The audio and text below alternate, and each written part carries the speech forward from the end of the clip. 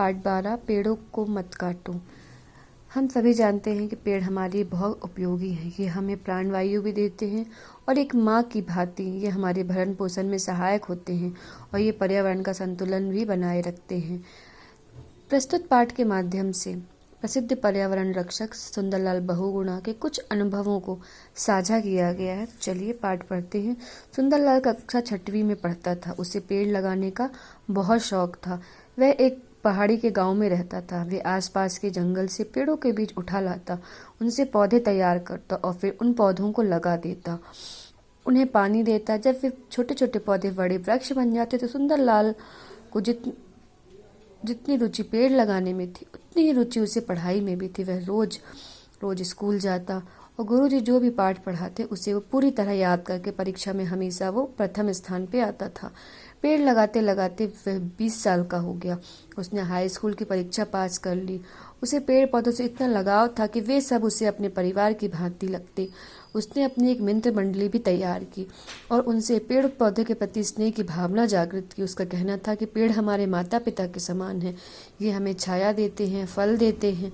जिस प्रकार माँ एक बच्चे के लिए दुख सहन करती है, इसी प्रकार पेड़ पौधे भी हमारे लिए धूप सहते हैं, वर्षा सहते हैं, जाड़ा सहते हैं, धूल आदि सब अपने ऊपर सहकर हमें सुख देते हैं और हमारी रक्षा करते हैं।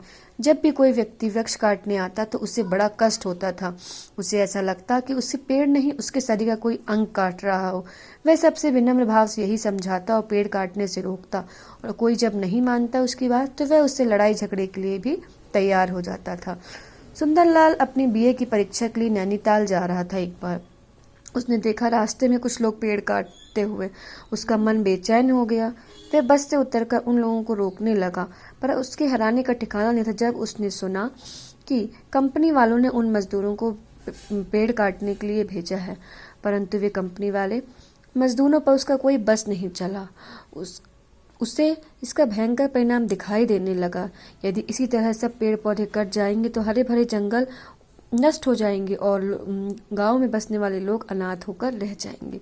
सुंदरलाल अपने गांव लौटा तो उसका मन बहुत आत्मग्लानि से भरा हुआ था, अर्थात उसको अपने ऊपर बहुत दुख हुआ। उस कंपनी के मजदूरों को वृक्ष काटने से रोक नहीं सका, यही उसका मुख्य कारण था। उसने अपनी मित्र मंडली की सभा बुलाई और सभा में गांव के लोगों को आमंत्रित किया। लोगों को पेड़ पौधों का महत्व समझाया। इसी तरह लगातार पेड़ कटने से उत्पन्न होने वाले खतरे को बताते हुए उसकी आंखों में आंसू आ गए। वो कहने लगा, मुझे ऐसा लग रहा है कि ये कुल्हाड़ियां मेरे माता पिता के सिर पे चल रही। क्यों? क्योंकि वो उससे पेड़ पौधों को क्या समझता था? अपने माता पिता मानता था, अपने परिवार वाले मानता था। सुंदरलाल अब बीए की परीक्षा उत्तीर्ण कर ली थी और भावुकता के अतिरिक्त पेड़ पौधों का वैज्ञानिक महत्व भी भली प्रकार से समझने लगा था।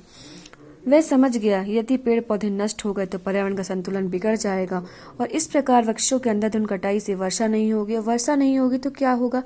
सूखे की स्थिति उत्पन्न हो जाएगी, अकाल पड़ेगा और अनाज अगर हम बाहर से मंगवाएंगे तो लोगों के पास धन कहाँ से आएगा? इसके परिणाम स्वरूप लोग क्या होंगे? भूखे मरने लगेंगे। सुंदरलाल की वाणी में प्रभाव और मन में कल्याण की भावना थी।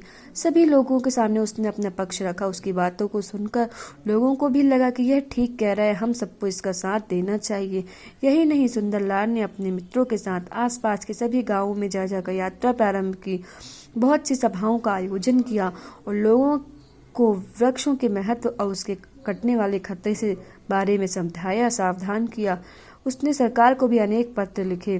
तरु रक्षण अर्थात पेड़ों का रक्षण करना और वृक्षारोपण अर्थात अनेक पेड़ लगाने जैसी संस्थाओं का गठन किया। इसके साथ ही लोगों को वृक्षों की कटाई से रोकने का एक नया तरीका समझाया कि जब भी कोई मजदूर किसी पेड़ को काटने आए तो हमें उससे साथ लिपट जाना चाहिए। इससे मजदूर पेड़ नहीं काट पाएंगे।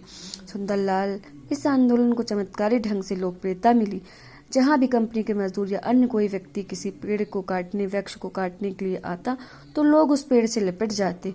इसी से चिपको आंदोलन का सूत्रपात हुआ, प्रसिद्धि मिली और सुंदरलाल बहुगुणा पर्यावरण रक्षक के रूप में प्रसिद्ध हुए।